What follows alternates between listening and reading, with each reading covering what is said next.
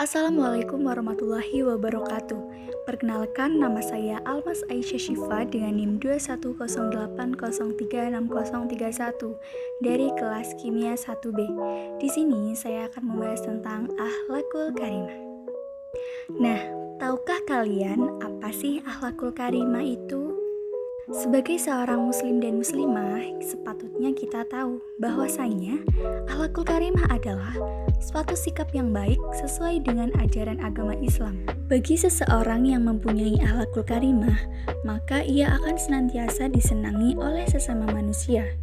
Tak hanya itu saja, bila seseorang memiliki perilaku yang sesuai pada ajaran agama Islam, sudah tentu orang tersebut baik di mata Allah Subhanahu wa taala. Apalagi Allah Subhanahu wa taala akan menjanjikan dimasukkan ke dalam surganya. Sebuah akhlak memiliki tujuan agar setiap orang bertingkah laku atau bertabiat sesuai dengan adat istiadatnya yang baik dan sesuai dengan ajaran Islam. Adapun untuk dasar-dasar berakhlakul karimah bisa kalian pelajari dan dilihat dalam kitab suci Al-Quran dan as-sunnah Nabi Muhammad SAW. Karena apa yang baik menurut Al-Quran dan as-sunnah, maka itulah yang baik dan menjadi pegangan di dalam kehidupan sehari-hari. Berakhlakul karimah bukan semata-mata hanya sesama manusia saja, tetapi kita harus berakhlakul karimah kepada Allah Subhanahu wa taala. Berikut ini contoh perbuatan terpuji dalam kehidupan sehari-hari yang patut kita lakukan kepada Allah, diri sendiri, dan sesama manusia. Di antaranya, mematuhi perintah Allah.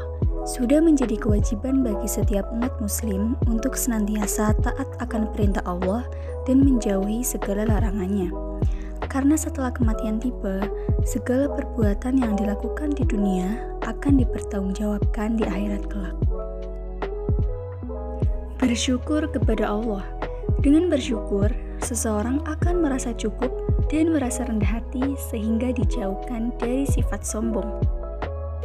Selanjutnya yaitu berbakti kepada orang tua. Salah satunya dengan selalu berpamitan apabila kita hendak bepergian.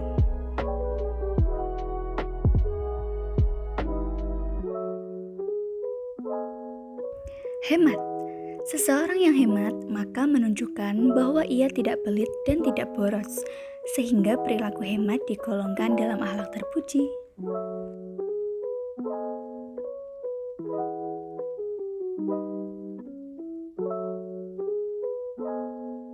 Ikhlas. Ikhlas adalah sebuah kata yang mudah diucapkan namun sulit untuk dilakukan. Ikhlas merupakan ibadah yang hanya bisa dilakukan oleh hati dan tidak terlihat wujudnya.